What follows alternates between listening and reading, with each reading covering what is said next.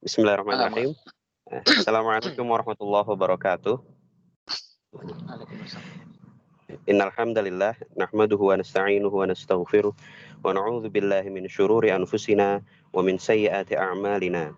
May yahdihillahu fala mudilla lahu wa may yudlil fala hadiyalah. Asyhadu an la ilaha illallah wahdahu la syarika lah wa asyhadu anna Muhammadan 'abduhu wa rasuluh.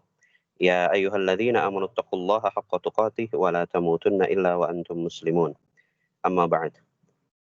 Alhamdulillahirabbil alamin, segala puji bagi Allah Subhanahu wa taala karena tentunya dengan limpahan berkatnya, dengan limpahan karunia-Nya, rahmat-Nya, alhamdulillah sampai detik ini kita masih dan selalu diberikan kenikmatan terbesar yang bisa kita rasakan sampai detik ini, yakni kenikmatan iman dan juga kenikmatan Islam. Sebelum kelak kita insya Allah akan diberikan oleh Allah kenikmatan yang hakiki, kenikmatan yang sejati, kenikmatan yang sebesar-besar nikmat, yakni nikmat bertemu dengan Allah kelak di surga yang nanti insya Allah. Amin ya rabbal alamin.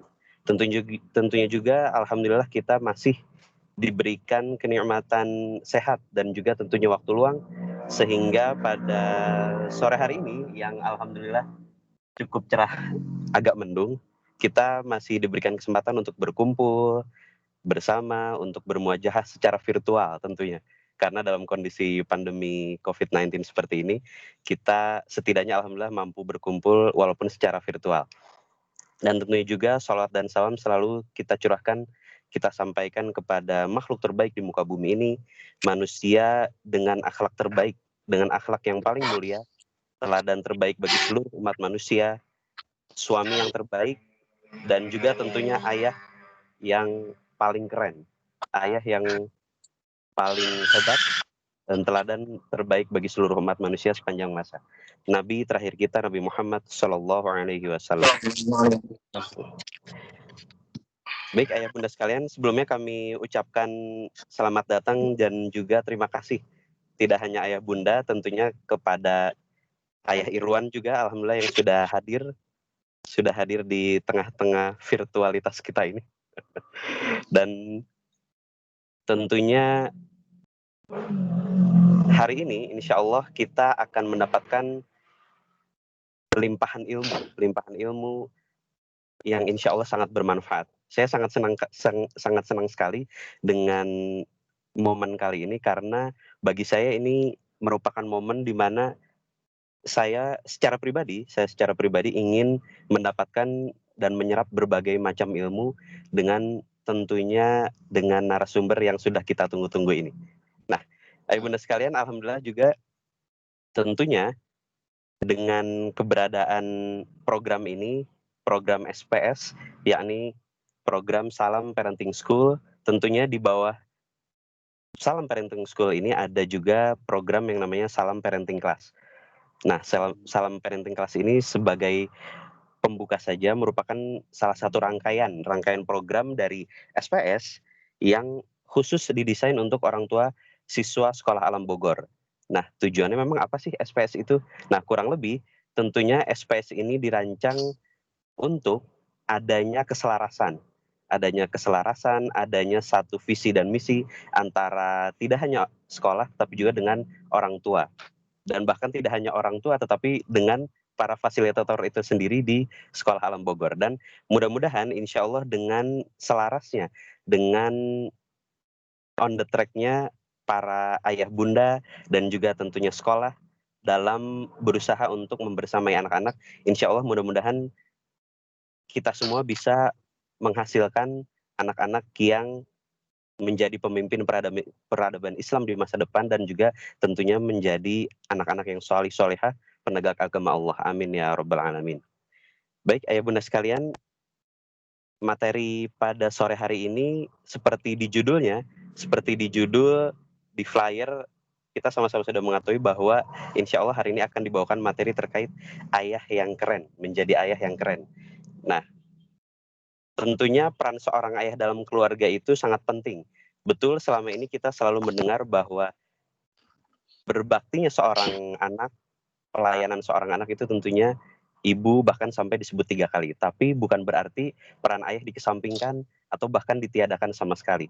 justru ayah yang merupakan imam keluarga merupakan pilar yang sangat fundamental, pilar yang sangat penting yang bisa menumbuh kembangkan anak-anaknya dengan baik, dengan solih, solihah tentunya, dan insya Allah akan menjadi investasi untuk akhirat bagi orang tua kelak nanti. Amin ya robbal alamin. Dan tentunya di sore hari ini sudah berkumpul sudah berada di tengah-tengah kita, tentunya ada narasumber yakni Ayah Irwan. Nah, Ayah Irwan ini punya slogan yang menarik, Ayah Bunda. Jadi menurut Ayah Irwan, ayah yang baik itu harus ayah juga yang asyik. Jadi ayah yang baik tapi tetap harus asik. Nah, itu slogan yang saya sangat senang sekali dan sangat tertarik ini. Nanti pasti sangat ditunggu-tunggu materi yang akan disampaikan oleh Ayah Irwan. Nah, sebelum itu juga, sebelum saya langsung serahkan sepenuhnya kepada Ayah Irwan, saya ingin membacakan sedikit gambaran profil dari Ayah Irwan. Ayah Irwan dengan nama lengkapnya Irwan Rinaldi, pernah mengenyam pendidikan di UI, Universitas Indonesia, dan juga kemudian di Sekolah Tinggi Filsafat Driakarya dan Ma'had Islamiyah Al-Hikmah. Aktivitasnya saat ini beliau merupakan pekerja sosialisasi pentingnya peran ayah dalam pengasuhan. Nah, Ayah Irwan Rinaldi ini juga, Ayah Bunda sekalian, merupakan penulis. Banyak sekali karya-karya beliau dan tentunya karya yang paling menginspirasi. Salah satunya adalah buku dengan judul Ayah Ada, Ayah Tiada. Nah, ini salah satu buku yang mungkin menjadi inspirasi bagi berbagai macam gerakan-gerakan atau komunitas-komunitas yang menggaungkan betapa pentingnya peran ayah di sebuah keluarga ini. Nah, kemudian juga Ayah Irwan Rinaldi merupakan tokoh utama nih, Ayah Bunda. Tokoh utama dalam film yang mengisahkan perjalanan hidup dari almarhum Ustadz Rahmat Abdullah dalam film Sang Murabi. Nah, ini ya mungkin kenapa dipilih Ayah Irwan sebagai salah satu gambaran mungkin yang bisa mendekati sosok almarhum Ustadz Rahmat Abdullah. Dan mudah-mudahan insya Allah kita hari ini akan mendapatkan banyak ilmu sekali dari Ayah Irwan Rinaldi. Dan selanjutnya saya serahkan sepenuhnya kepada Ayah Irwan Rinaldi. Pada Ayah Irwan, saya persilakan. Tafadhol, Ya, Ayah. Ustaz. Ya, Ustaz. Jazakallahu khair, Ustaz. Bismillahirrahmanirrahim. Assalamualaikum warahmatullahi wabarakatuh. Waalaikumsalam warahmatullahi wabarakatuh.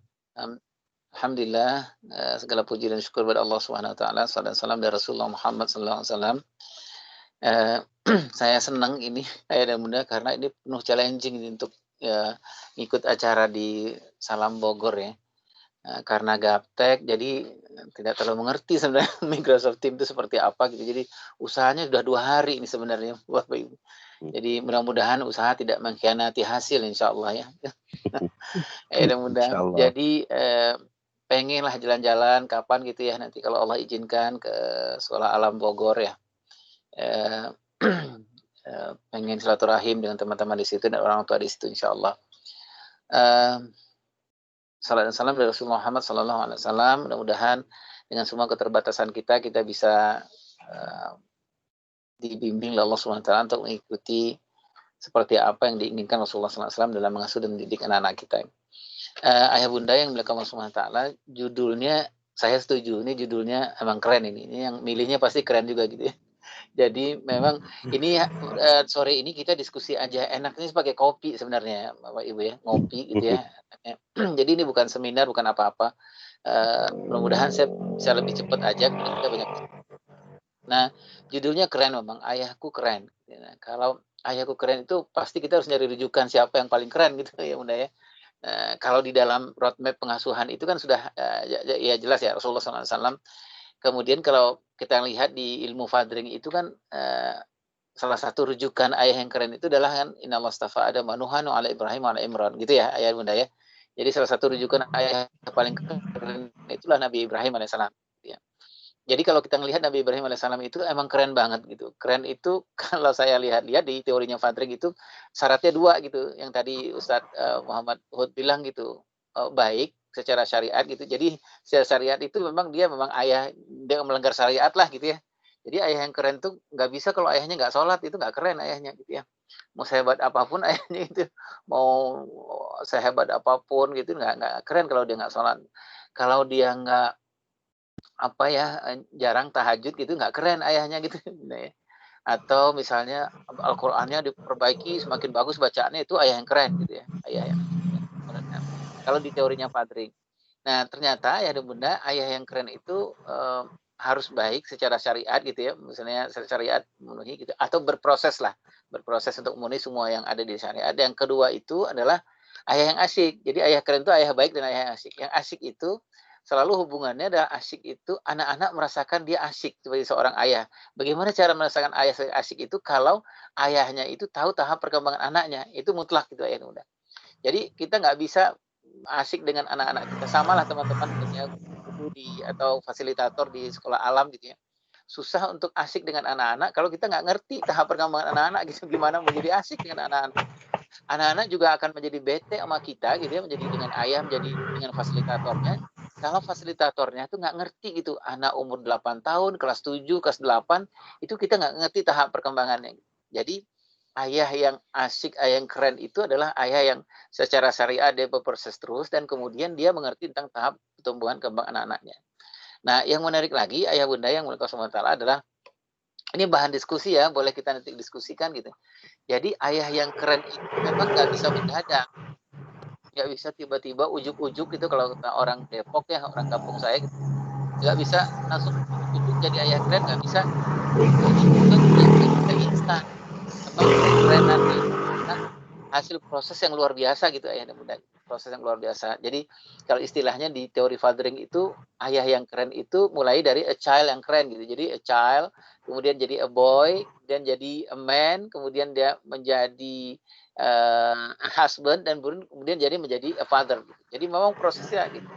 Jadi ayah dan bunda secara idealnya ayah yang keren itu adalah by design bukan by accident gitu ya bunda ya. Jadi memang nanti pasti ada pertanyaan, "Gimana ya Irwan?" gitu, saya dulu, masa kecil saya itu nggak baik, otomatis apakah saya nggak bisa menjadi ayah yang keren? Bisa, bisa banget gitu. Tapi secara idealnya memang, menjadi, fathering menjadi, tokoh fathering dan fatherhood bagi anak-anak itu memang nggak bisa by accident, harus memang by design. Jadi memang ada desainnya. Jadi memang ada usahanya gitu untuk mengerenkan diri kita. Secara idealnya ya Bunda, secara idealnya tadi saya menyebutnya harus ada prosesnya gitu ya Bunda. Mulai dari apa? Dari a child dulu gitu. Dari a child itu, eee, adalah ayah yang keren itu kalau waktu a child itu dia punya fitrahnya itu memang dikembangkan dengan baik gitu ya. Terutama adalah fitrah keqawaman gitu. Fitrah keqawaman itu adalah basic dari ayah menjadi keren, ayah keren. Keqawaman itu adalah fitrah kelaki-lakian gitu ya Bunda. Fitrah kemaskulinannya itu gitu. Nah, fitrah kemaskulinan itu sudah barang tentu itu sesuai dengan tahap perkembangan gitu ya Bunda ya. Ketika anak-anak di umur 0 sampai 7 tahun itu fitrah kemaskulinan itu yang pegang sebenarnya adalah ibu. Gitu. Ibu dengan kekuatan tender love-nya dia itu dia menguatkan gitu ya, menguatkan basic-basic dari kekewaman itu. Basic dari kekewaman itu apa aja ya Bunda? Basic misalnya loving, itu basic dari kekewaman. Kecintaan, kedekatan, kehangatan, keterlibatan, keterikatan itu basic dari kekewaman, ke laki-lakian. Nah, nanti dia nanti umur-umur 6 tahun, 7 tahun biasanya gitu kalau anak laki-laki umur 6 tahun gitu ya. Ini para fasilitator di sekolah alam sudah lebih hafal, lebih tahu dari saya ini. Jadi umur 6 tahun itu biasanya anak laki-laki sudah mulai muncul tombol kelaki-lakiannya. Biasanya 6 tahun. Itu adalah isyarat bahwa kita yang ada di sekitar anak laki-laki itu sudah harus segera mempersiapkan mendownloadkan kelaki-lakian biar nanti jadi laki-laki keren gitu ya muda. Biar nanti menjadi anak-anak yang umur 7, 14 tahun, 8, 15 tahun itu menjadi anak yang keren gitu dalam tanda petik ya gitu yang kekewamannya atau kelaki-lakiannya tersimulasikan dengan baik. Nah, kemudian dia nanti ayah dan bunda setelah di umur 7, 14, 8, 15 tahun kelaki-lakiannya itu nanti akan diuji dengan dua hal gitu ya. Ada proses namanya kalau Rasulullah SAW itu ada proses magang dan ada proses mentoring, ada proses magang gitu ya. Kalau di sekolah alam kan udah terlewati lah, yang agak susah itu nanti adalah anak-anak kita ini di sekolah-sekolah biasa atau sekolah-sekolah yang non sekolah alam gitu. Kalau dia di atas 15 tahun itu agak susah itu karena ya dan bunda dia susah untuk karena umur-umurnya banyak dilewati hanya di dalam kelas aja gitu ayah dan bunda ya, tidak banyak dilewati dengan masa-masa dia harusnya dia magang dan dia harus proses mentoring. Nah, boleh ini ada materinya. Ya, boleh next. Boleh next ke materinya biar ini.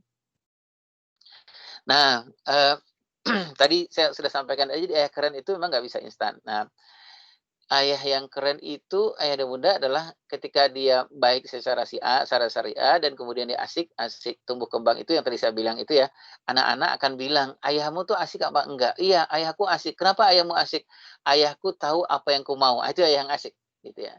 Apa yang ku tahu, apa ayahku tahu apa yang ku mau itu maksudnya adalah ketika ayahnya mengerti bahwa umur segini perlakuannya begini, gitu ya. Umur segini perlakuannya begini. Itu yang ayah yang asik. Nah, ayah dan bunda yang mulai SWT, ayah yang baik dan ayah yang asik itu pastilah nanti akan menjadi ayah yang tangguh. Nah, ayah yang tangguh itu kalau di Fundering ayah dan bunda itu adalah ayah yang tangguh 5 pilar. 5 pilar itu adalah hal yang paling penting dalam pengasuhan anak-anak kita, baik anak laki-laki atau perempuan gitu ya. Nah, mungkin ayah dan ibu di sekolah alam dan fasilitator sudah sangat menguasai karena ini paling basic itu ayah dan bunda. Jadi ayah tangguh 5 pilar itu adalah nantilah ayah yang tangguh 5 pilar itu yang akan membawa anak-anak kita masuk ke dalam surga Aden yang dijanjikan Allah SWT, khusus nanti akan berkumpul seluruh sanak keluarga kita di situ, anak, istri, kemudian mertua, besan dan lain-lain itu ada berkumpul di surga Aden yang dijanjikan Allah di surat Ar-Ra'd 23 itu. Nah, apa yang lima pilar ketangguhan dari ayah yang keren itu adalah yang pertama, ayah yang keren itu pasti tangguh secara spiritual. Gitu. Atau, gitu ayah dan bunda ya, atau secara idealnya tangguh secara spiritual, atau ayah yang berproses terus untuk tangguh secara spiritual. Gitu. Yang kedua adalah ayah yang tangguh secara emosional. Nah, atau ayah yang berproses punya ketangguhan secara emosional. Kemudian ayah tangguh secara fisik, ayah tangguh secara sosial, dan ayah tangguh secara intelektual.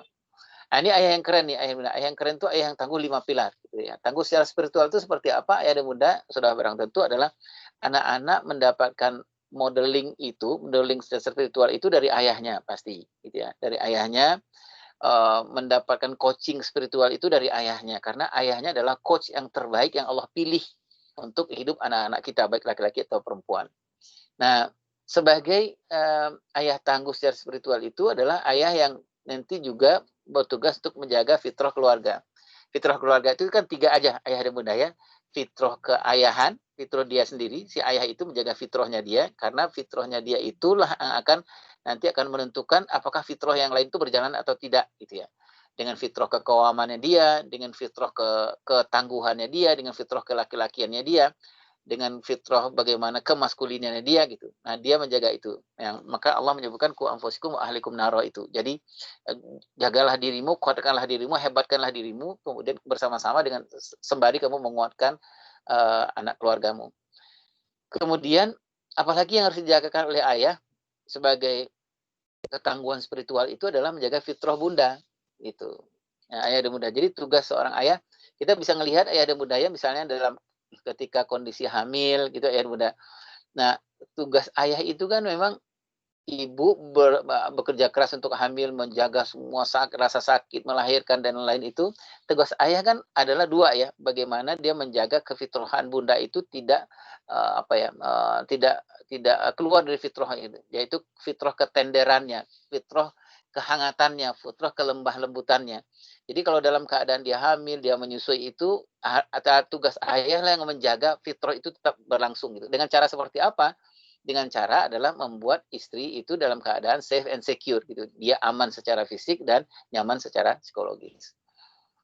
Nah, kemudian yang ketiga, fitrah yang dijaga oleh ayah itu fitrah anak gitu. Jadi ayah yang tangguh secara spiritual itu 3 itu pekerjaan utamanya dia, menjaga fitrah dia sendiri, yang tadi daya bunda ya, menjaga ketangguhan dia, menjaga kalau dia ada masalah gitu ya bunda dengan kefitrahannya dia memperbaiki dirinya. Yang kedua menjaga kefitrahan pasangannya.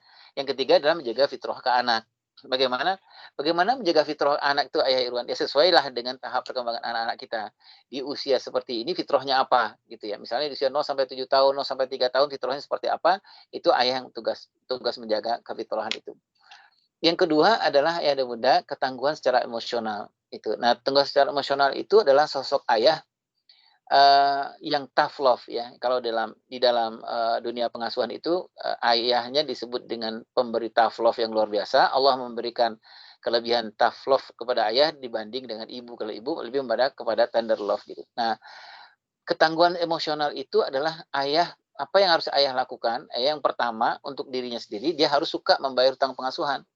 Karena kalau ayah yang tidak suka membayar utang pengasuhan itu, dia nggak akan menjadi seorang ayah yang tough love. Ya, misalnya begini, kalau dia suka marah, hutang pengasuhan itu dia suka marah, dia suka emosional orangnya, dia nggak suka bertanggung jawab, dia nggak empati orangnya, dia lelet orangnya, kemudian dia sukanya flight, nggak suka fight gitu. Nah, itu namanya ayah yang tidak tangguh secara emosional. Nah, ayah tangguh secara emosional itu adalah ayah yang suka. Kalau misalnya utang pengasuhan dia itu adalah dia lelet, dia berusaha untuk membayar itu menyelesaikan utang pengasuhan itu. Kalau dia utang pengasuhannya adalah dia orangnya sangat emosional, tuh suka marah gitu, dikritik sama anaknya, dikritik sama istrinya, kemudian bawaannya udah marah aja, sumbu kompornya pendek gitu. Nah, kalau dia adalah seorang sosok yang tangguh, punya ketangguhan secara emosional, dia akan terima itu, dia akan memperbaiki dirinya.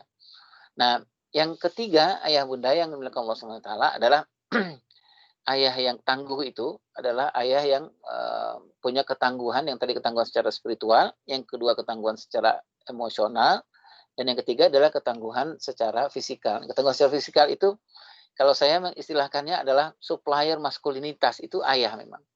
Jadi ini agak menarik nih ayah dan bunda. Misalnya begini, kapan mensuplai kemaskulinan itu, kapan mensuplai kelaki-lakian itu. Nah, secara sederhananya ayah dan bunda adalah tadi saya sebutkan.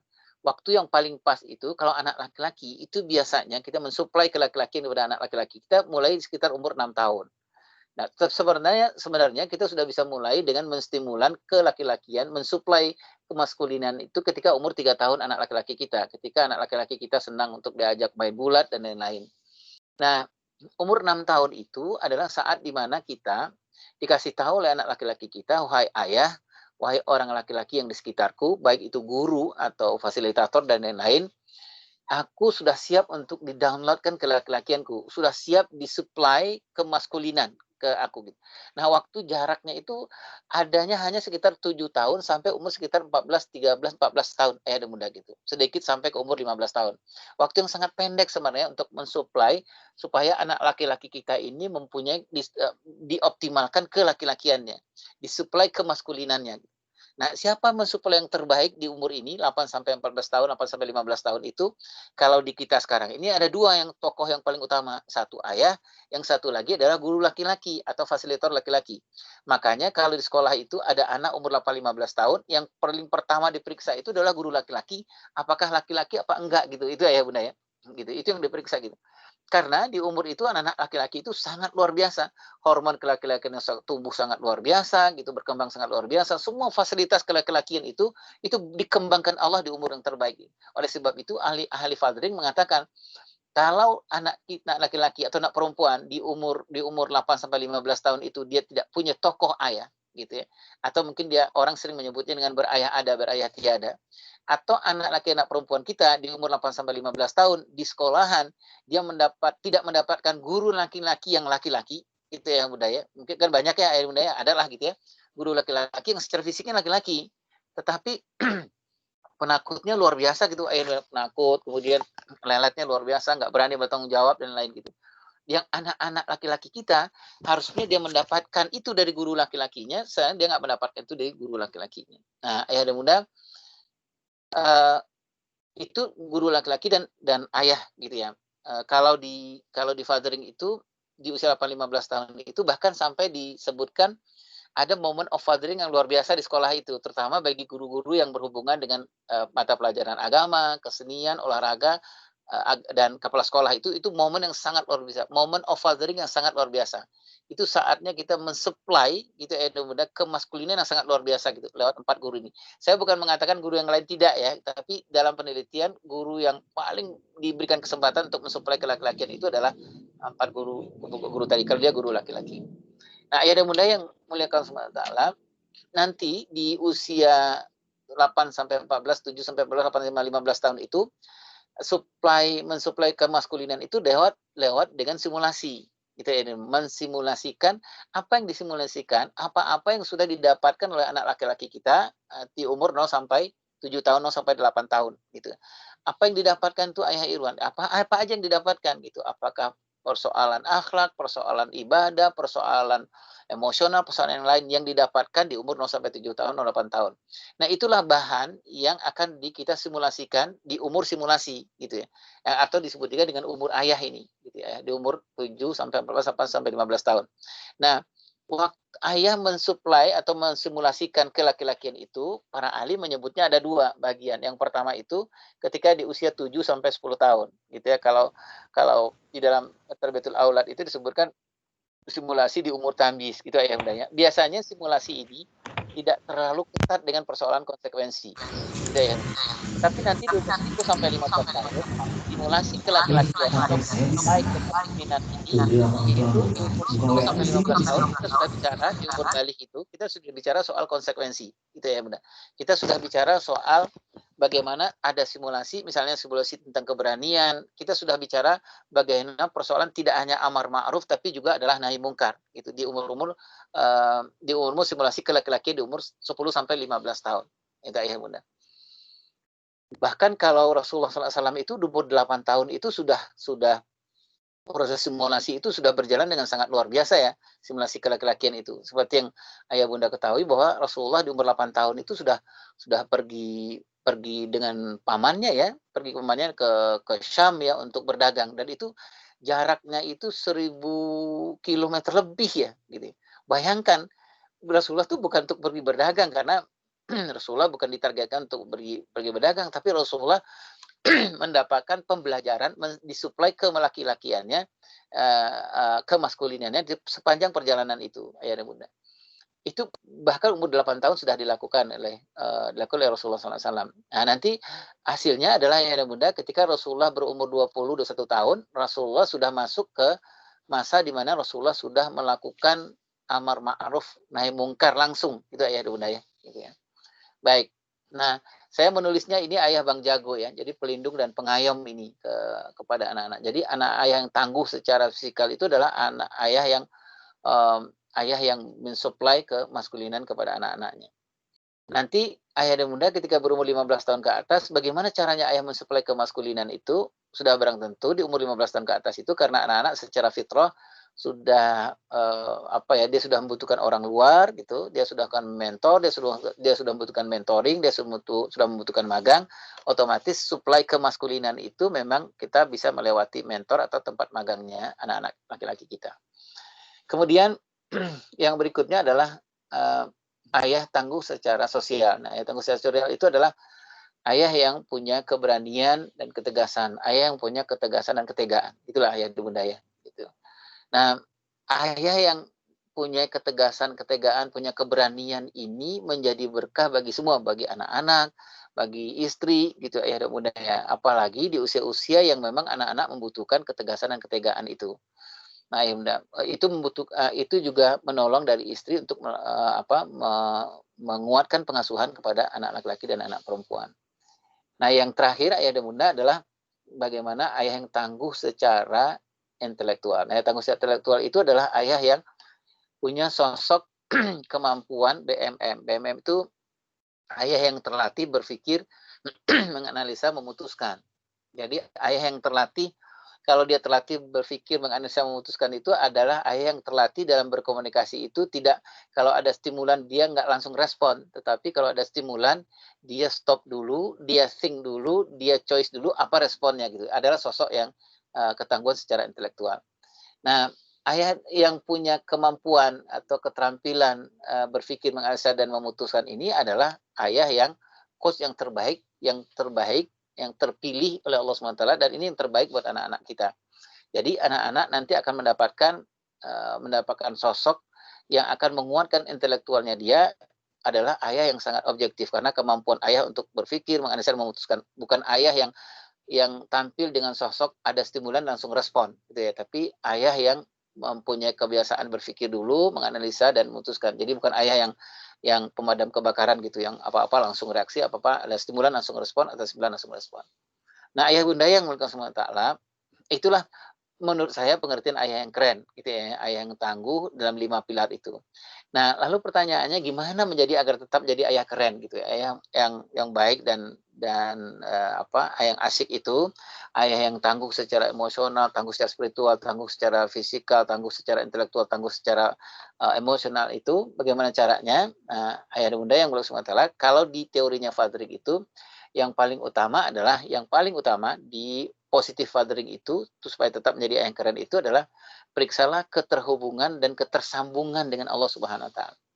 Nah, saya belajar nih dari teman-teman di sekolah alam gitu. Ayah dan bunda yang Allah Taala, kalau kita baca buku-buku tentang Tarbiyatul Aulad itu, kita mendapatkan sebuah konsep yang sangat luar biasa, yaitu persoalan pengasuhan ini, permasalahan apakah itu ada komunikasi yang tidak jalan dengan anak bermasalah dengan ibu, bermasalah dengan ayahnya, ayah bermasalah dengan ibunya, komunikasi nggak jalan, kemudian bawaannya panas aja, itu para ulama mengatakan bahwa yang paling penting itu dilakukan bukanlah konsultasi kepada ahli parenting, bukan kepada psikolog, bukan kepada psikiater, tapi yang paling utama itu adalah dalam positive fathering itu yang paling utama adalah kalau itu terjadi dalam rumah tangga kita, yang paling utama periksalah hubungan si ayah dengan Allah Subhanahu wa taala. Itu paling penting. Jadi ayah dan bunda di fathering itu ditemukanlah beberapa teori gitu dari penelitian kalau ayahnya itu banyak melakukan kemaksiatan itu ayah dan bunda itu pasti ada pengaruhnya kepada pertumbuhan perkembangan anak-anaknya gitu. Nah, kalau oleh sebab itu berarti supaya tetap menjadi keren itu adalah berarti punya ketersambungan dengan Allah yang kuat si ayahnya ini. Ya, secara sederhananya begitulah ayah dan bunda yang seperti ayah bunda lakukan, teman-teman fasilitator di Salam lakukan bahwa seperti misalnya soal tilawah kita, tahajud kita, kemudian kedekatan kita kepada Allah, infak kita, puasa kita dan lain-lain. Itu syarat menjadi ayah keren supaya tetap menjadi ayah keren. Karena ayah dan bunda, teman-teman fasilitator, kita mudah-mudahan sepakat ya bahwa konsep parenting kita ini, pengasuhan kita ini yang pertama itu bukan teori, gitu ya bunda, bukan teori, bukan parenting skill.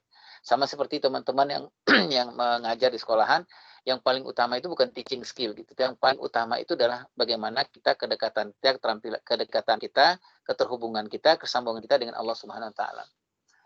Saya ingat apa yang disampaikan Ustadz Fatiakan yang seorang ulama yang sangat mumpuni dalam persoalan Tarbiyatul Aulad Islamiyah. Beliau di sekolah beliau itu ayah dan bunda yang Allah Subhanahu wa taala sekali sebulan itu ada semacam murajaah gitu. Ya sekali sebulan itu setiap guru itu datang ke sebuah ruangan sendiri saja dan kemudian berhadapan dengan satu dewan gitu, beberapa orang yang akan menguji. Ada 3 murojaah yang dilakukan oleh Ustadz Fatiakan terhadap guru-gurunya itu. Yang pertama adalah murojaah hafalan Al-Quran. Yang kedua adalah murojaah hafalan hadis. Yang ketiga ini yang menarik adalah murojaah hafalan tahap perkembangan anak. Jadi memang syarat menjadi guru itu tidak hanya sekedar dia tahu tahap perkembangan anak waktu itu mutlak ya, tapi yang paling penting itu adalah memang keterhubungan kedekatannya kepada Allah. Salah satunya adalah kedekatan dengan Al-Quran, sholatnya seperti apa, infaknya seperti apa, tahajudnya seperti apa, duhanya seperti apa, dan lain-lain. Yang kedua, agar tetap menjadi ayah keren itu, yang kedua adalah periksa masa lalu. Masa lalu maksud saya itu, tadi itu ayah bunda ya, kita sekarang ini oleh banyak sebab. Salah satunya adalah kontribusi seperti apa tumbuh kembang kita di usia-usia terbaik kita. Nah, usia terbaik kita itu kapan? Para ahli menyebutnya di umur 0-18 tahun atau 0-15 tahun. Nah, kita mudah-mudahan sudah sepakat bahwa kita di umur 0-18 tahun, 15 tahun itu adalah proses tumbuh kembang yang sangat luar biasa. Itu di saat itulah kita harus serius betul mengurus anak-anak kita. Nah, apakah nanti di umur 18 tahun ke atas proses tumbuh kembang, stimulan tumbuh kembang tidak berkembang? Pasti ada. Tetapi yang terbaiknya memang ada di umur 0-15 tahun, 0 sampai 18 tahun. Kemudian, agar tetap menjadi ayah yang keren itu dalam periksa hubungan dengan pasangan. Ya, bunda yang berkata Allah, kita pasti ingat bahwa Allah menyebutkan hunna libasul lakum antum libasul lahunna. Jadi bagaimana kita agak susah ayah menghebatkan anak-anaknya sebelum dia mencintai ibunya. Gitu. Agak susah ibu menghebatkan anak-anaknya sebelum dia merasa bersyukur dan bersabar mendapatkan suaminya. Kan itu ya ayah bunda ya, agak susah. Karena dua-duanya harus memang adalah pengasuhan itu berjalan harus dengan dua sayap. Nah, ayah dan bunda yang dimiliki Allah Subhanahu wa taala sudah barang tentu memeriksa hubungan dengan pasangan ini, kita juga harus memeriksa uh, seperti apa ayah bunda ya, seperti apa misalnya apakah kita memang sudah menjadi pakaian masing-masing di pasangan kita, apakah kita sudah menjadi penutup aib bagi pasangan kita, apakah pasangan kita sudah menganggap kita sebagai penutup aib bagi dalam kehidupannya, apakah dia sudah merasa bahwa dia merasa terlindungi dengan kita dan kita bisa melindungi dia. Nah, yang terakhir ayah dan bunda tetap jadi ayah yang keren itu adalah bagaimana kita terus mempertahankan tentang pemahaman tentang terhadap anak-anak kita. Agak susah ayah dan bunda kalau tadi saya menyebutkan susah kita menjadi ayah yang keren itu kalau kita nggak bukan hanya persoalan mengerti ya menurut saya, tapi mungkin kita hafal gitu. Sama seperti fasilitator yang ada di Salam Bogor itu, saya yakin fasilitator yang pegang anak kelas 7 pasti dia mengerti tahap perkembangan anak kelas 7. Kelas 7. Kalau nggak bisa itu ayah. Kalau nggak dia susah itu menstimulan anak-anak kelas 7. Kalau misalnya fasilitator yang pegang anak kelas 5 misalnya gitu ya bunda, pasti dia mengerti tentang anak kelas 5, tahap perkembangan anak kelas 5. Kalau dia nggak, susah dia menjadi ayah, menjadi guru yang asik, guru yang disenangi oleh anak-anak kita. Karena tadi ayah dan bunda bahwa anak-anak itu merasa asik dengan gurunya, dengan orang tuanya. Kenapa? Karena dia merasa ayahnya, bu gurunya, pak gurunya, fasilitatornya tahu apa yang dia mau. Jadi mutlak kita harus ayah bunda memperhebat pemahaman kita terhadap anak kita. Nah, Ustadz Muhammad Hud, mungkin itu sebagai bahan diskusi ya yang bisa saya sampaikan. Secara kesimpulannya adalah ayah yang keren itu adalah ayah yang itu tadi itu yang baik, yang berusaha memperbaiki dirinya secara syariat gitu. Yang kedua adalah ayah yang asik, yang tahu tentang tahap perkembangan anak-anaknya. Jadi kalau ada ayah yang secara syariat dia oke gitu ayah dan bunda, tetapi dia nggak diminati oleh anak-anaknya, ada itu ayah dan bunda gitu ya. Dia merasa bete dengan ayahnya gitu, tapi ayahnya itu solehnya dalam tanda petik luar biasa solehnya, tapi ayahnya nggak ngerti bahwa di usia ini anak-anak tuh butuh bercanda, anak-anak tuh butuh yang agak sedikit off the box gitu. Tetapi karena ayahnya nggak mengerti gitu, nah itulah yang terjadi. Saya ayah dan bunda misalnya kita banyak mendampingi para anak-anak yang maaf nih ayah bunda ya, ayah itu aktivis dakwah yang luar biasa gitu, tapi anaknya frustasi juga gitu ya. Anaknya bete gitu, bahkan anaknya bilang saya nggak mau nyontoh apa kehidupan ayah gitu, karena memang dia dia mengatakan bahwa ayah aku nggak asik gitu. Kenapa ayahku nggak asik? Karena nggak ngerti apa yang kau mau. Nah, yang ngerti kau mau itu adalah mengerti tentang tahap perkembangan anak-anak. Wallahu a'lam bishawab. Mohon maaf, sangat sederhana sekali Ustadz Hud itu. Wallahu a'lam bishawab. Assalamualaikum Ya, warahmatullahi Ustaz. wabarakatuh. Waalaikumsalam warahmatullahi wabarakatuh. Baik, syukran Ayah Irwan, jazakallah khairan kafir. Luar biasa nih, Masya Allah. Jadi memang betul-betul peran ayah itu sangat dibutuhkan, sangat dinantikan, dan tentunya sangat dirindukan ya ayah ya, oleh Iya, anak-anak, tidak hanya anak laki-laki tapi anak perempuan juga sama. iya benar. Ya, alhamdulillah. Nah, baik ayah bunda sekalian, sebelum kita lanjut ke sesi tanya jawab, saya ingin menyampaikan informasi dulu khususnya terkait saya pribadi dulu, ayah bunda sekalian, dan para fasilitator mungkin karena saya kondisinya meeting ini dalam kondisi via HP dan layoutnya berbeda dengan di laptop, jadi saya menganjurkan kepada ayah bunda sekalian jika ingin bertanya, mungkin lebih pas, lebih enak via chat. Jadi bisa chat langsung pribadi ke saya atau di chat kolom yang umum. Karena khawatir kalau langsung bertanya, saya nggak tahu juga ini siapa yang nanya. Soalnya nanti nggak muncul di layar saya. Jadi silakan mangga untuk ayah bunda nanti kami anjurkan untuk bertanya melalui kolom chat yang sudah tersedia. Nah, baik ayah bunda sekalian, alhamdulillah tadi sudah kita dengarkan dengan seksama tentunya ilmu yang sangat bermanfaat sekali. Tadi alhamdulillah kita sudah mendengar, menyaksikan bahwa bagaimana seorang ayah itu betul-betul dibutuhkan, betul-betul menjadi teladan yang baik. Dan seperti yang tadi disampaikan oleh ayah Irwan, seperti temanya juga, bagaimana menjadi ayah yang keren, tentunya syaratnya hanya dua, yaitu ayah yang baik, dan tentunya baik itu secara syar'i, kemudian juga ayah itu harus asik. Nah, kemudian juga masih ada lagi syarat bagaimana sih supaya jadi ayah yang baik, bagaimana supaya jadi ayah yang asyik. Seperti tadi yang sudah disampaikan oleh ayah Irwan, kurang lebih ada 5 ketangguhan yang harus dimiliki oleh seorang ayah. untuk menjadi ayah yang keren, ayah yang asyik, ayah yang baik. Yang pertama tadi ada harus tangguh secara spiritual. Nah, secara spiritual ini pun harus tangguh bagaimana memahami fitrah dirinya sendiri, kemudian memahami, mencintai fitrah dari pasangannya, maksudnya istrinya, dari ibu anak-anaknya, kemudian juga harus memahami fitrah dari anak-anaknya sendiri. Kemudian harus tangguh juga secara emosional, harus tangguh secara fisikal, harus tangguh secara sosial, dan juga harus tangguh secara intelektual. Nah, itu tentunya menjadi syarat yang bisa kita teladani, bagaimana kita berusaha untuk menjadi ayah yang baik yang tentunya dirindukan oleh anak-anak kita. Nah, kemudian juga tentunya tadi disampaikan juga oleh Ayah Irwan, bagaimana kalau kita rutin memeriksa hubungan kita dengan Allah, kemudian memeriksa bagaimana masa lalu kita, kemudian memeriksa juga hubungan dengan pasangan, dan juga tentunya memeriksa bagaimana pemahaman kita tentang anak-anak kita. Nah, baik seperti itu, Ayah Bunda sekalian. Selanjutnya saya akan buka sesi tanya jawab seperti yang tadi sudah disampaikan. Mangga kepada Ayah Bunda untuk bertanya melalui kolom chat yang sudah tersedia. Oke, Ayah Irwan izin lihat dulu ya. Izin lihat. Izin bertanya langsung boleh Ya. nggak? Karena kalau nulis agak panjang. Saya Bunda Oh, iya, Ibrahim, boleh. Bu Moni. Oh iya, mangga Bunda Ibrahim, Ya. silakan. Tulis panjang, ya. Izin Ya. bertanya ya. Ya. Terima kasih Pak Hakim. Assalamualaikum Ya. Ayah Irwan. Topiknya keren ya. Kebetulan saya juga berinteraksi dengan komunitas ayah keren juga. Itu komunitas ayah ASI. Karena memang kepedulian terhadap anak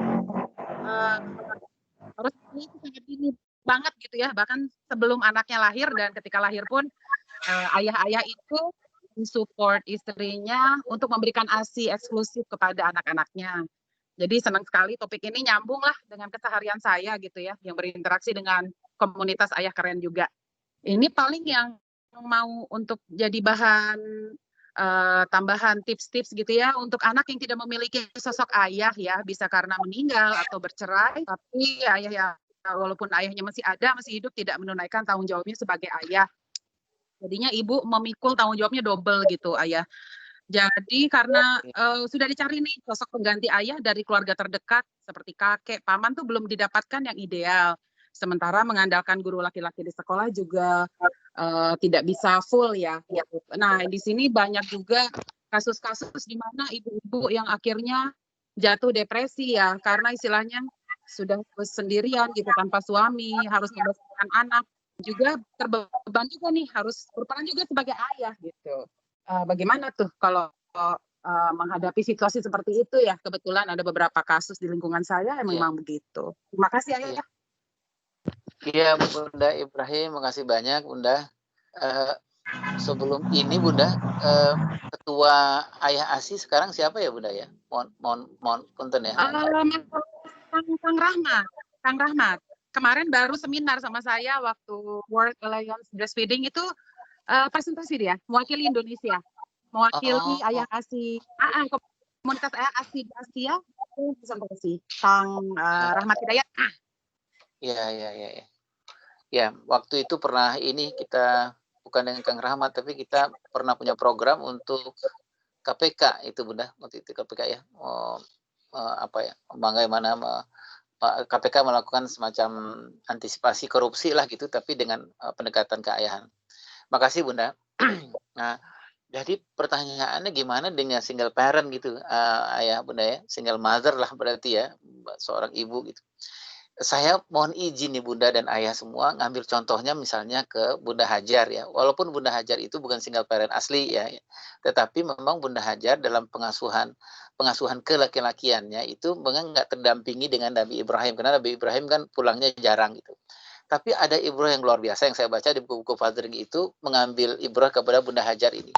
Kenapa Bunda Hajar sukses menjadi single parent, single mother itu? Yang pertama itu Bunda Hajar adalah satu syarat yang paling utama itu ridho gitu, ridho gitu ya, dia terima gitu ya, dia terima bahwa ini adalah kalau tidak melibatkan Allah dalam hal ini susah lah. Bunda Ibrahim sangat paham lah dengan soal ini gitu ya.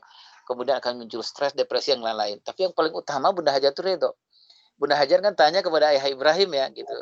Abang gitu ya, Abah gitu, ini kenapa meninggalkan kami di sini gitu ya. Ini nggak ada apa-apa di sini gitu. Ketika ayahanda Ibrahim mengatakan bahwa ini perintah Allah gitu, sudah selesai. Selesai sudah gitu. Terima ini, nggak ada lagi mengeluh, nggak ada lagi apa-apa. Terima sudah, karena ini ketentuan Allah Subhanahu wa taala gitu. Dan Bunda Hajar yakin betul bahwa ketika tidak ada Nabi Ibrahim itu pasti ada parenting ilahiyah itu yang bermain gitu. Bahwa Allah ikut juga mengatur dan mengasuh anak-anak kita. Itu yang paling utama. Meskipun pekerjaan ridho menerima keadaan ini bukan pekerjaan yang gampang. Pasti Bunda Ibrahim lebih tahu dari saya. Bukan pekerjaan yang gampang. Berpisah misalnya, bercerai misalnya, menerima itu mungkin bisa berbulan-bulan gitu. Tapi menjadi salah satu syarat kalau di teori fathering itu, single mother itu dia memang harus terima dulu. Dia harus terima dulu. Karena ketika dia harus menerima itu, udah dia redo, dia harus menjelaskan, dia harus mengatakan kepada anak-anaknya sesuai dengan tahap perkembangannya tentu, bahwa katakan kepada anakmu sesuai dengan tahap perkembangan bahwa kamu emang udah nggak punya ayah gitu. Apakah ayah itu meninggal? Bahkan nanti kalau kamu butuh tentang kemaskulinan, butuh tentang kelaki-lakian, itu hanya sama ibu. Itu yang paling harus kita sampaikan kepada anak-anak kita. Jadi langkah yang pertama itu, kalau kita melihat dari Bunda Hajar, itu udah redo, terima. Harus terima dulu, kitanya harus terima dulu. Gitu. Biar kita, ketika Bunda Hajar mendengar Nabi Ibrahim mengatakan itu, sudah selesai. Jadi beliau nggak menunda apa-apa gitu ya. Beliau langsung gitu ya untuk usaha, beliau pergi ke Safa, ke Marwah, Safa, Marwah gitu. Dengan salah satu begitu melihatkan ikhtiar itu dengan angka 7 itu kan bolak-balik gitu ya. Berarti itu memang banyak sekali yang beliau lakukan. Nah, ketika di umur 0 sampai 7 tahun dan 8 tahun dan 9 tahun itu beliau ambil alih gitu. Bagaimana cara tough love itu masuk, beliau ambil alih gitu. Dia, kenapa langkah yang kedua itu kalau single mother itu dia nggak menunggu, dia harus ambil alih. Jadi kalau langkah yang kedua tuh nggak, kalau di fathering jangan minta tolong dulu gitu ya, tapi adalah lakukan dulu gitu, ambil alih dulu gitu ya. Setelah kita ridho, kita terima, kita sampaikan kepada anak-anak kita, mudah-mudahan anak kita bisa juga menerima. Yang kedua ambil alih gitu.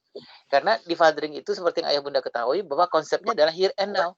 Soal tumbuh kembang anak-anak kita, pertumbuhan anak, pengasuhan anak-anak kita, dia nggak bisa nunggu. Anak kita nggak bisa nunggu.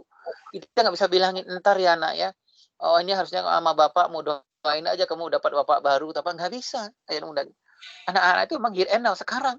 Dia butuh, dia mendapatkan, oh ketika dia ngelihat pengemis gitu, tiba-tiba dia bilang, ya Allah, Bun, itu pengemis pun kasihan Bun. Itu momen gitu ya, ketika dia butuh ketangguhan secara emosional itu. Nggak bisa nunggu, ini harusnya bapakmu yang ngomong sih, nggak bisa gitu ya Bunda. Jadi malah ambil alih.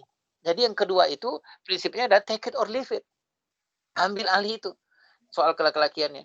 Nah, Bunda Hajar melakukan itu. Beliau lakukan itu, beliau supply kemaskulinan kepada Nabi Ismail, dan kemudian di tahap-tahap umur tertentu beliau minta tolong karena ada kabilah-kabilah yang mampir ke mata air Zam-Zam, itu adalah kabilah-kabilah yang banyak dan itu semua laki-laki. Bunda Hajar minta tolong gitu ya. Di sejarah kita baca gitu bahwa Nabi Ismail itu dilatih juga tentang berburu, tentang itu oleh. Nah, ayah bunda. Yang ketiga yang terakhir baru kita minta tolong. Itu yang bunda. Minta tolong kepada orang yang terdekat, misalnya seperti ya tadi saya menyebutkan, kalau sekarang kan kita hidup dengan nuclear family ini, kita sudah susah minta tolong kepada tetangga misalnya. Minta tolong yang menurut saya yang durasi hidupnya anak-anak kita lebih banyak itu ada di sekolah. Nah, oleh sebab itu memang sekolah juga harus berbenah gitu, yang tadi saya sebutkan itu. Jadi kalau umur-umur di mana anak-anak yang umur 8 sampai 15 tahun itu memang perhatian yang terbesar di sekolah yang menurut saya ada pendekatan fatheringnya itu adalah periksa guru laki-lakinya. Guru laki-lakinya harus lebih banyak mengerti soal fathering gitu ya. Gitu. Supaya dia bisa mendownload yang laki-lakian yang anak-anak mungkin dia nggak punya ayah gitu. Atau anak-anak yang di rumah mungkin dia punya ayah tapi dia berayah ada, berayah tiada gitu. Nggak mendapatkan stimulan keayahan di rumah gitu. Walaupun ayahnya ada secara fisik. Tetapi itu bisa tergantikan dengan gurunya. Nah, ayah dan bunda Ibrahim sudah barang tentu ini nggak seideal secara fisik, nggak bisa tergantikan secara fisik gitu. Kan anak-anak dari ayah itu butuh dua, butuh fisik, butuh secara psikologis. Secara fisik nggak tergantikan. Tetapi yang paling penting adalah secara psikologis gitu. Walaupun tidak seoptimal, sehebat yang dilakukan ayahnya, tapi anak-anak kita masih dapat mendapatkan stimulan secara psikologis, kemaskulinan secara psikologis, walaupun tidak seoptimal seperti yang ayahnya lakukan. Nah, itu ayah dan bunda. Nah, kemudian mungkin sekedar saya menambahkan sedikit ayah muda. Bagaimana kalau anak-anak kita nanti menyampaikan peran keayahan kepada anak-anak kita. Nah, di fathering itu kita mengenal ada tahap-tahap perkembangan keayahan itu, yang kalau anak-anak nggak punya ayah gitu. Misalnya gini, anak nggak punya ayah ketika dia berumur 0 sampai 7 tahun, atau ayahnya itu jauh, gitu ya, ayahnya itu jauh, atau ayahnya meninggal, atau ayah yang sudah bercerai, gitu ya. Gimana caranya? Nah, pola yang terbaik itu adalah dengan membangkitkan imajinasi dan persepsi. Itu paling penting buat anak 0 sampai 7 tahun. Di mana ibunya menceritakan tentang kalau ada ayahmu Nina, misalnya ayahnya bekerja jauh gitu ya. Misalnya lampu mati gitu. Ibunya bilang gitu. Kalau ada ayahmu Nina nih, kalau ada ayahmu, nanti ayahmu kalau lampu mati itu dia akan lari sebentar, lari cepet ngambil baterai, ngambil senter, terus kemudian akan mengatakan kepada kita semua, tenang, tenang, nanti ayah yang bertanggung jawab. Jadi peran ayah itu lewat imajinasi, gitu ya, lewat pengembangan persepsi kepada anak-anak kita. Nah, kemudian kalau tahap perkembangan anak kita 7, 14 sampai 15 tahun, bagaimana menghadirkan peran ayah yang anak-anak nggak dapatkan itu? Apakah ayahnya pergi jarak jauh, ayah meninggal, bercerai dan lain adalah dengan kita menyebut dengan role play. Jadi role play itu maksudnya gini, anak memerankan peran ayahnya, gitu. Misalnya begini, saya ambil contoh lampu mati ya malam-malam gitu. Kalau anaknya berumur 8 sampai 15 tahun, ibunya bisa bilang begini gitu. Anaknya bilang, "Mah, lampu mati gimana nih, Mah?" gitu. Nah, ibunya bisa bilang, "Kalau ayahmu, Nak, kalau ayahmu itu dia ambil tangga, kemudian dia ambil gini. Bisa nggak kamu gantiin ayahmu?" Ini kalau di fathering, secara teorinya fathering, ini memerankan peran ayah, tapi dengan role play. Anaknya memerankan peran ayahnya, dan anaknya merasakan bahwa dia merasakan ada peran ayahnya. Nah, kemudian di usia 15 tahun ke atas, nggak bisa lagi dengan sistem role play, namanya role being. Nah, role being itu adalah ketika anak 15 tahun ke atas itu tidak lagi memerankan, tetapi anak-anak memang ibunya mengatakan, "Nak, ini tugas ayahmu sebenarnya, tetapi harus kamu lakukan." Itu namanya role being. Ya, yang mudah itu. Agar anak-anak kita tetap merasakan peran ayahnya. Wallahu a'lam bishawab. Saya mohon maaf kalau kurang, Bunda Ibrahim. Baik, Ayah Irwan dan Bunda Ibrahim tadi alhamdulillah sudah dijelaskan oleh Ayah Irwan, dan kurang lebih ya memang betul butuh ini ya Ayah Irwan ya. Faktor yang pertama harus lillahi ta'ala dulu, harus ridho Oh, sebagai Masya ibu, Allah. sebagai istri.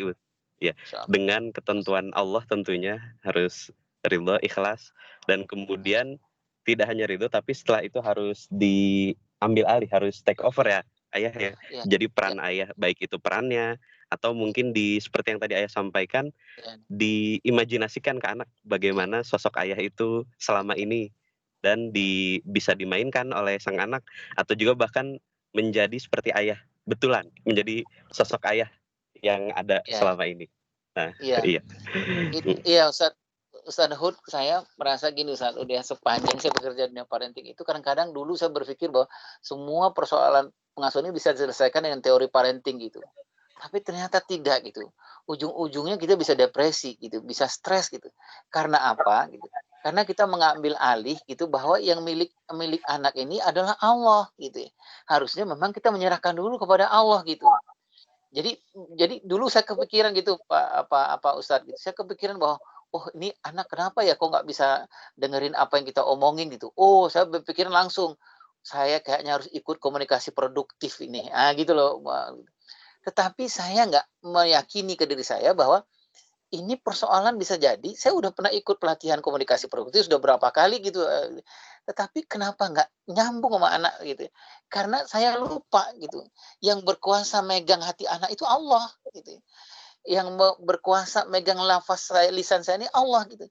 Nah, lisan saya ini nggak sering menyebut nama Allah gitu, oleh sebab itu memang nggak dibukakan kuncinya gitu ya. Nah, samalah ayah dan bunda ketika menjadi ayah dan bunda, menjadi guru ayah dan bunda gitu. Kalau kita kurang-kurang kuat apa ya, niat kita gitu. Jadi guru stres kita sekarang, Ustadz Uhud gitu ya. Belum dari desakan orang tua gitu, apalagi menjadi orang tua gitu. Itulah juga mungkin alasannya, Ustadz Uhud gitu. Kenapa misalnya Bunda Aisyah, istrinya Firaun itu kok nggak buru-buru minta cerai gitu loh, Ustadz gitu ya. Padahal siapa sih yang kuat nikah sama Firaun? Sama setengah Firaun aja, seperdelapan Firaun aja kita udah nggak betah gitu ya. Ini dengan Firaun asli loh gitu ya.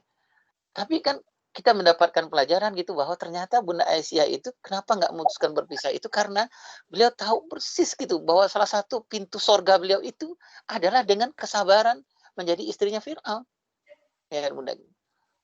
Jadi kalau menurut saya memang ini pengalaman aja gitu. ternyata memang parenting ilahiyah itu memang nggak bisa ditinggalkan nomor satu itu. Gitu. Saya kebayang tadi Bunda Ibrahim mengatakan ya, yang single parent gitu. Kebayang kalau tidak punya keterhubungan, keterikatan, ketersambungan dengan Allah gitu, berat, depresi, Mas. Harus mencari maisha, mencari uang, harus menjadi tough love, harus menjadi ketegasan, kekuatan ada di kita, mau menjadi tender love di kita, semuanya ada di kita gitu. Kalau bukan kita menyerahkan itu, melibatkan Allah gitu di dalam ini, agak berat gitu ya. Wallahu a'lam bishawab. Ya, baik Ayah Irwan. Alhamdulillah ini sudah dijelaskan dengan sangat jelas. Insya Allah mudah-mudahan kita semua diberikan kemudahan, kelancaran, dan tentunya keberkahan untuk bisa setidaknya merenungi dan mengaplikasikan apa-apa yang sudah tadi disampaikan, dijelaskan oleh Ayah Irwan. Nah baik, Ayah Irwan, selanjutnya ada pertanyaan berikutnya. Ya. Ini dari Bunda Wildania. Ayah Irwan izin bertanya nih, contoh masa lalu ayah yang berefek pada pengasuhan terhadap anak itu seperti apa ya? Ini mungkin lebih ke seperti hutang pengasuhan kali ya, Ayah Irwan ya? Iya, iya. Maksudnya, Iya. ya. Ya, tafadhol, Ayah Irwan. Iya, Bunda Wildania, maksud saya memang gitu, Bunda. Jadi ayah yang keren itu ayah yang memang dengan suka rela gitu ya, mengeluarkan satu persatu ransel hutang pengasuhannya. Kita kan bawa ransel kemana-mana gitu, Bunda ya. Saya membawa ransel saya banyak nih sebenarnya gitu ya.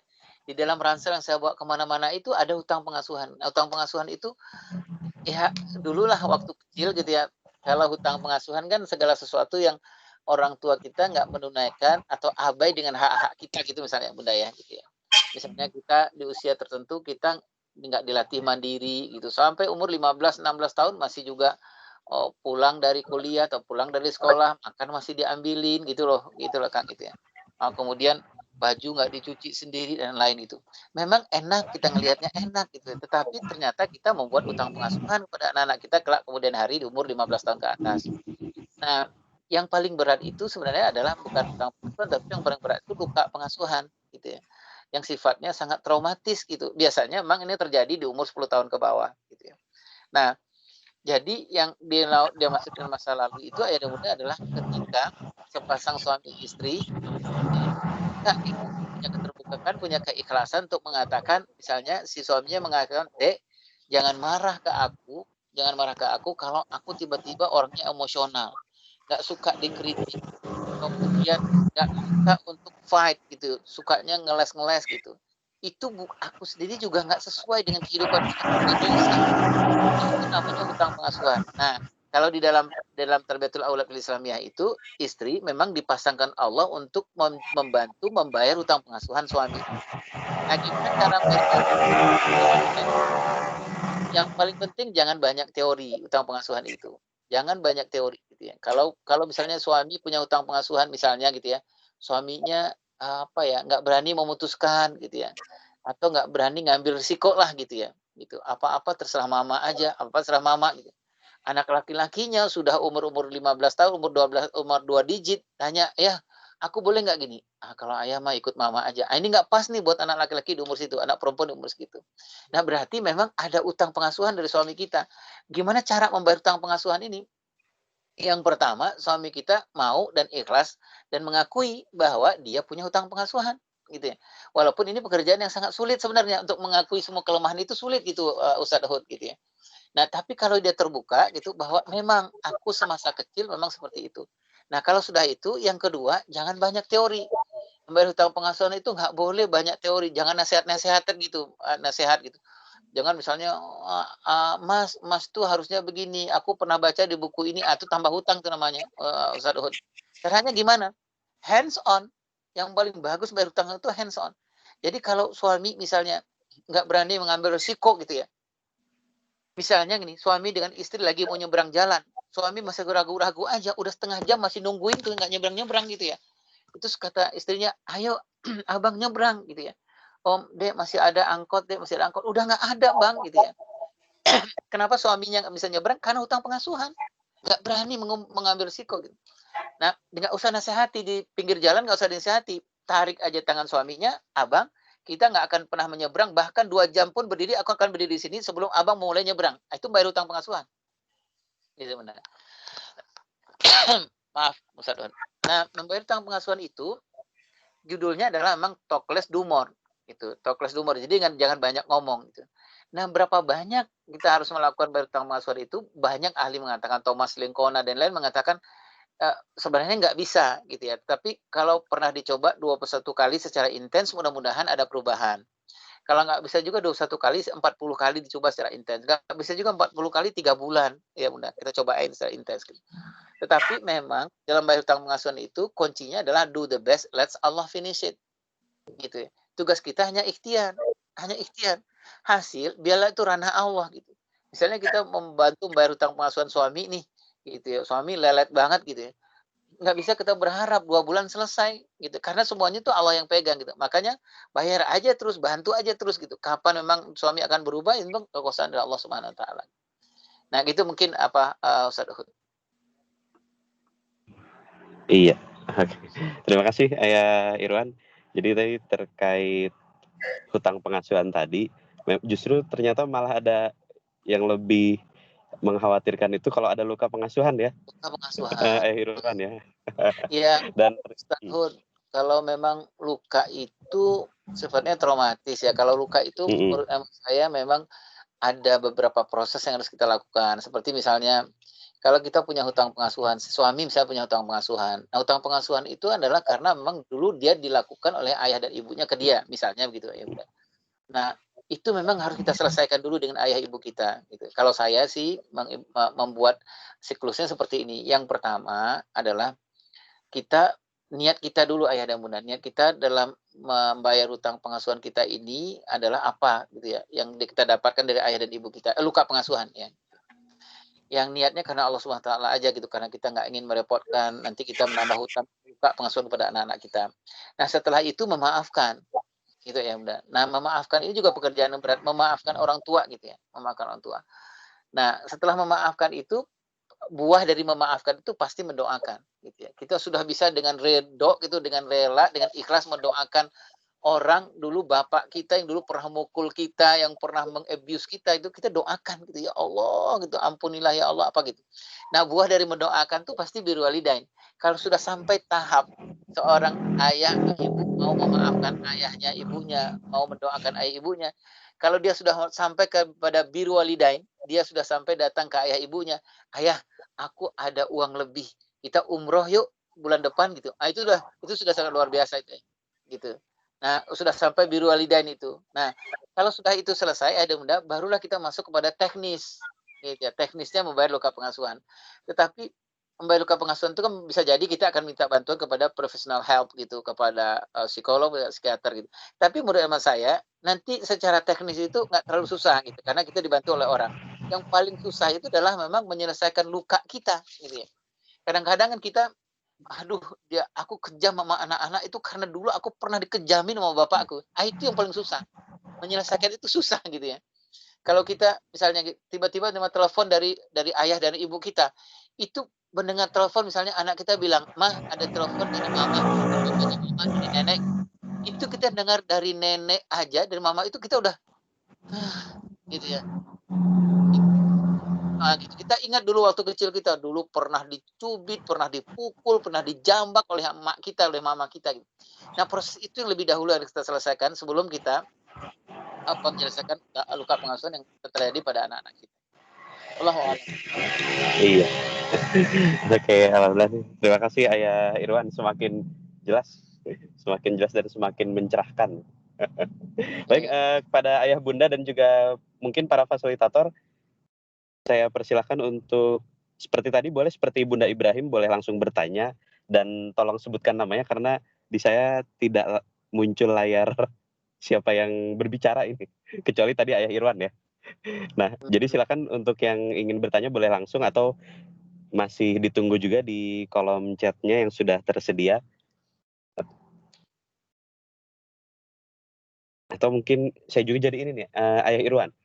Saya sebenarnya jadi terpikir juga dari kondisi saya pribadi, tapi kalau saya lebih ke ini Ayah Irwan. Saya merasa kok ada misal ada momen yang dimana saya memperlakukan anak saya ketika dalam kondisi tertentu itu saya merasa, oh kok sikap saya ini negatif ke anak. Nah, apakah itu nanti juga berakibat ketika saya sudah tua? Nah, anak-anak saya sudah besar itu, apakah itu berpengaruh bagaimana sikap anak kita nanti ketika kita sudah tua nanti gitu? Iya, iya, Bagaimana ya Irwan? Masya Allah, Masya Allah ya. Emang harusnya, jadi gini Sadut, kalau hutang pengasuhan itu biasanya bisa kita ngelihat secara jelas itu setelah umur 15 tahun, gitu kan.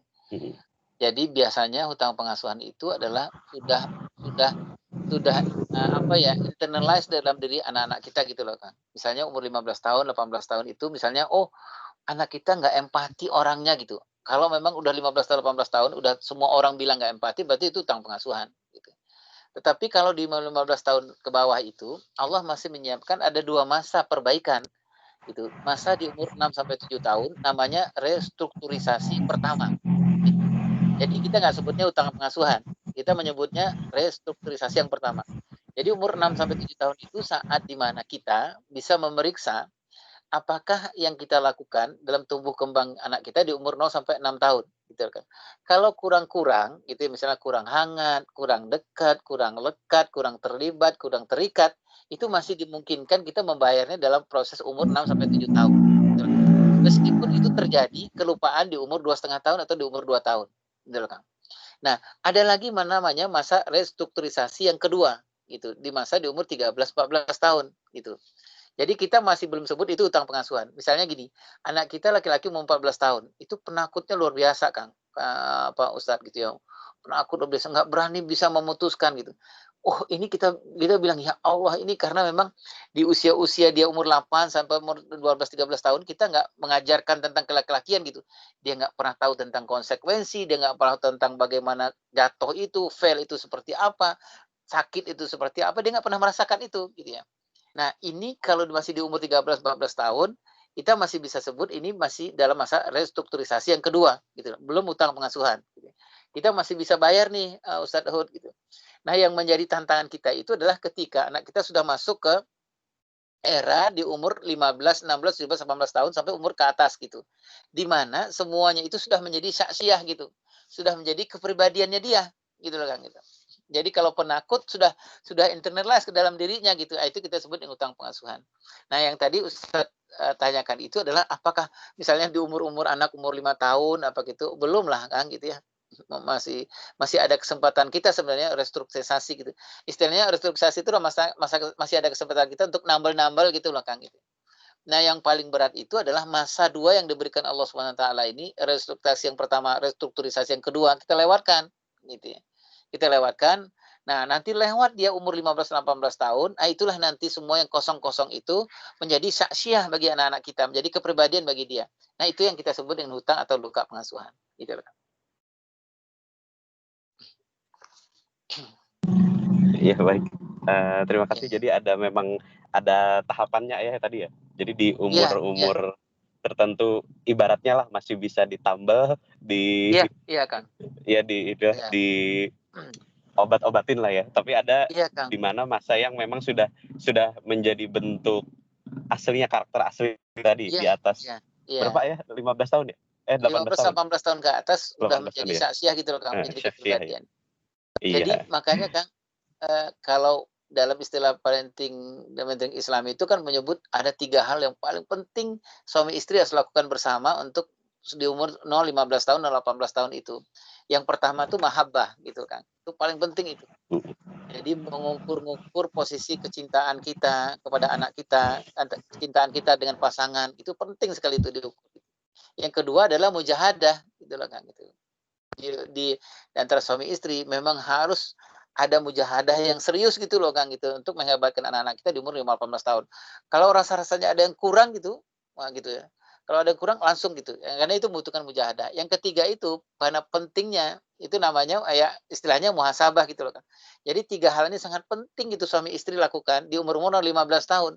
Mahabbah, kemudian mujahadah dan muhasabah.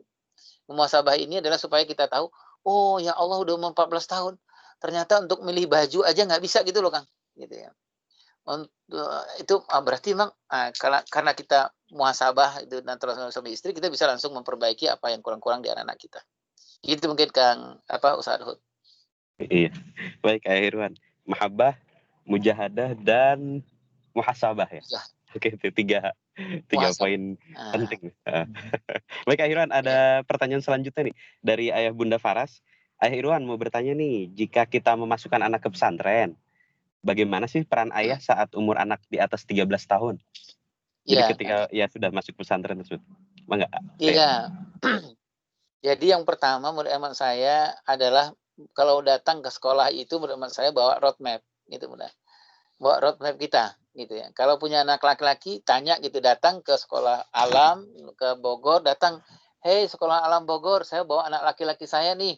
Roadmap-nya ini loh ya. Innallastafa Adam wa Nuhan wa ala Ibrahim. Anak saya laki-laki ini ujung-ujungnya akan jadi Ishak dan Ismail ya gitu." Nah, kalau sekolah alam Bogor bilang, "Oh iya, roadmap kami sama." Gitu. Berarti udah masuk gitu ya, itu Ustaz Daud. Demikian juga ketika kita masukin anak ke pesantren gitu.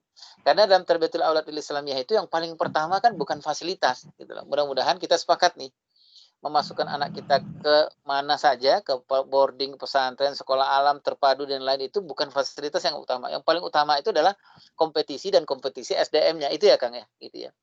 Iya. Karena anak-anak kita di usia-usia terbaik dia itu memang yang paling penting itu mempunyai kompetisi dan kompetisi dari gurunya, dari muslim-muslimahnya. Jadi kalau saya, ayah dan bunda, ketika bawa anak kita ke pesantren gitu ya, konsepnya adalah judulnya adalah minta bantuan orang-orang pesantren untuk membantu kita. Kalau dia anak laki-laki untuk menjadikan dia kelak menjadi Ismail. Kalau dia perempuan, kelak kemudian hari bantu saya untuk menjadikan dia Maryam, gitu ya. Nah, berarti yang pertama itu kecocokan roadmap dulu, gitu ya.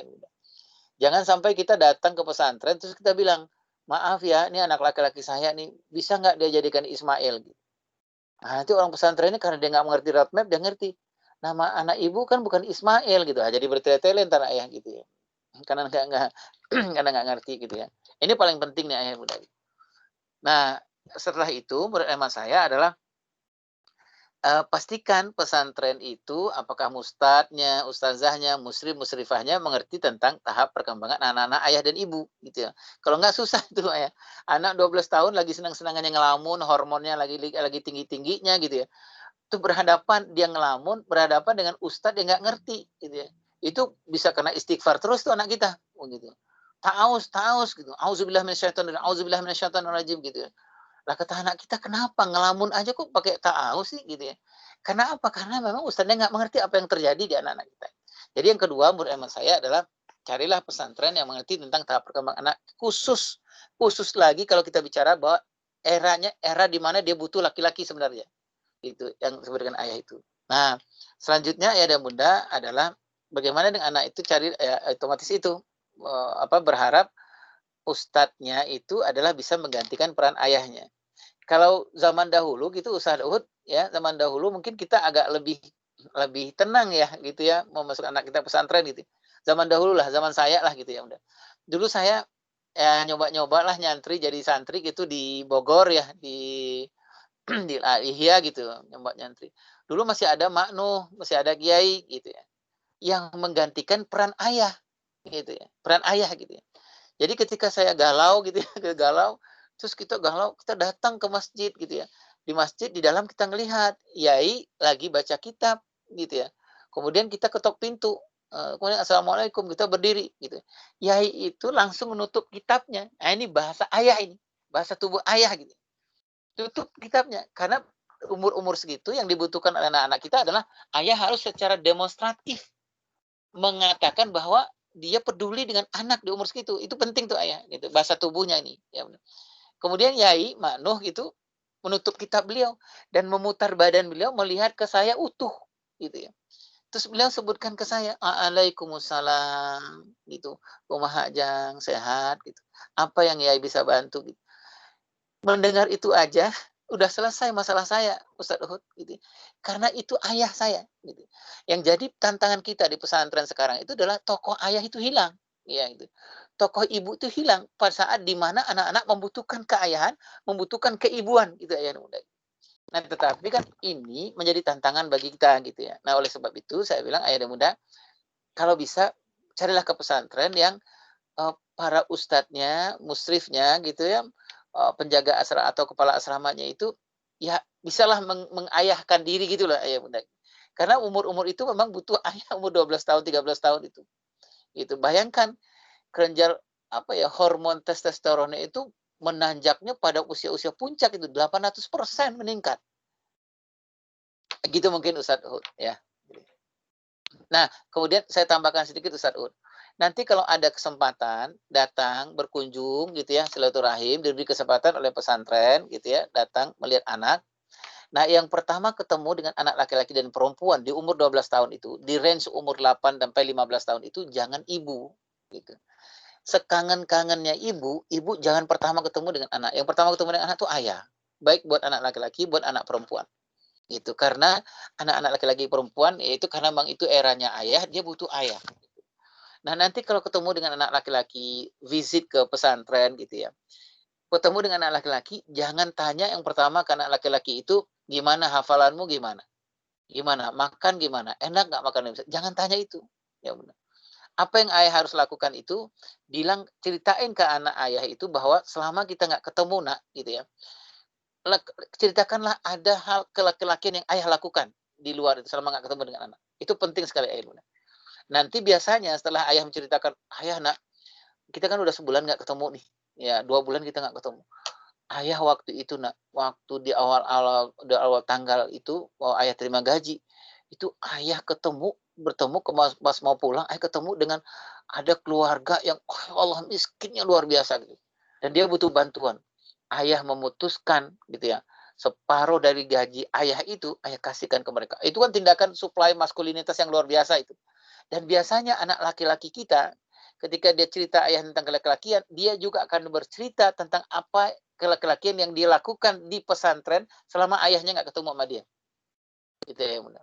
Nah, jadi mungkin itu bonus ayah dan bunda, kalau nanti ayah bunda punya anak di pesantren, jangan izinkan ibu-ibu yang sekangen apa ibu-ibu gitu, tahan dulu deh ibu-ibu ya. Biar ayah dulu yang ketemu dengan anak-anak, khusus dengan anak-anak umur yang tadi itu ya bunda. Wallahu a'lam bishawab. Baik, ya Irwan tadi jadi harus diingat-ingat terkait kecocokan roadmap ya Ayah ya.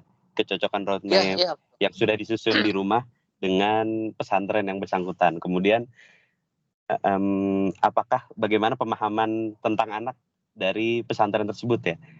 Nah, Ya. kemudian juga dan tentunya tidak hanya pemahaman tapi juga bagaimana apakah pesantren tersebut mampu untuk memberikan teladan-teladan atau sosok-sosok ayah yang dibutuhkan sekali oleh para santrinya ya tentunya, dan mudah-mudahan dan itu memang poin yang sangat penting.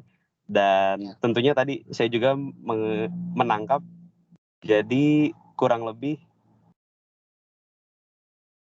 aplikasi yang kita terapkan itu justru berupa cerita ya ayah ya, walaupun kita nggak pernah ketemu dengan anak tersebut, tapi kita bisa contohkannya, aplikasikannya dengan cerita-cerita yang bisa menjalankan imajinasinya anak. Begitupun sebaliknya pada akhirnya ayah ya. Baik, ayah bunda sekalian, waktu sudah menunjukkan sebentar lagi nih, dan mohon maaf kepada ayah bunda dan juga tentunya terima kasih yang sudah mengajukan pertanyaan kepada ayah Irwan Rinaldi selaku narasumber kita bersama pada sore hari ini.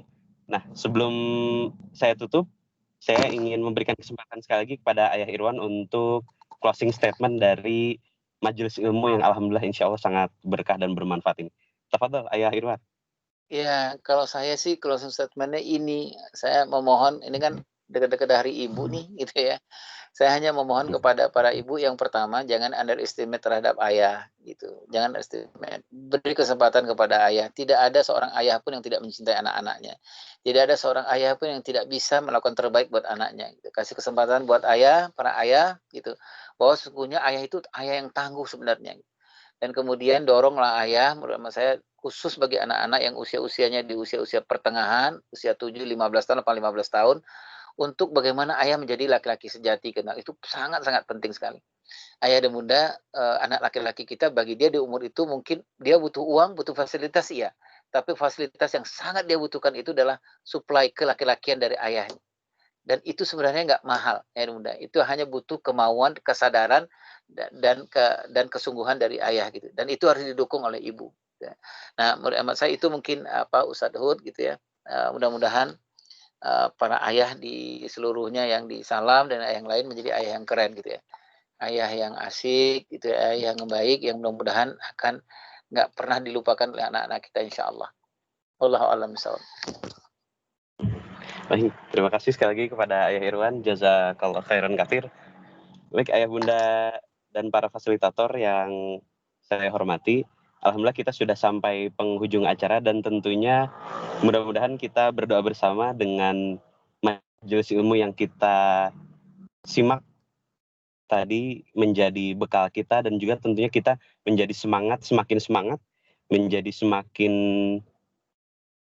berteguh untuk menjadi ayah yang keren seperti yang tadi sudah disampaikan oleh Ayah Irwan Rinaldi, dan insya Allah mudah-mudahan majelis ilmu yang kita hadiri kali ini selalu mendapatkan keberkahan dan juga kemanfaatan insya Allah, tidak hanya untuk diri kita pribadi tapi tentunya untuk pasangan kita nanti, anak-anak kita nanti, keluarga besar kita nanti, dan juga tentunya secara umum bangsa Indonesia dan tentunya umat Islam secara keseluruhan, sehingga insya Allah nanti peradaban tidak hanya di Indonesia, peradaban Islam akan kembali tegak di seluruh alam semesta ini. Amin ya robbal alamin. Baik, ayah bunda sekalian, kita tutup dengan doa penutup majelis. Subhanakallahumma wa bihamdika asyhadu an la ilaha illa anta astaghfiruka wa atubu ilaik. Sebelumnya saya secara pribadi memohon maaf atas banyak kekurangan dan ketidakberkenanannya mungkin, dan juga terima kasih sekali lagi kepada Ayah Irwan Rinaldi dan juga kepada seluruh ayah bunda dan juga kepada para fasilitator kelas 4, 5, dan 6. Saya ucapkan terima kasih dan assalamualaikum warahmatullahi wabarakatuh. Waalaikumsalam warahmatullahi wabarakatuh. Izin Terima pamit ya, kasih. ya Bunda. Ya, Maaf lahir batin. Assalamualaikum warahmatullahi wabarakatuh.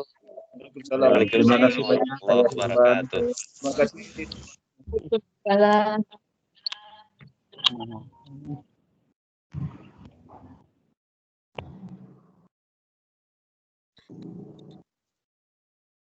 Bingung.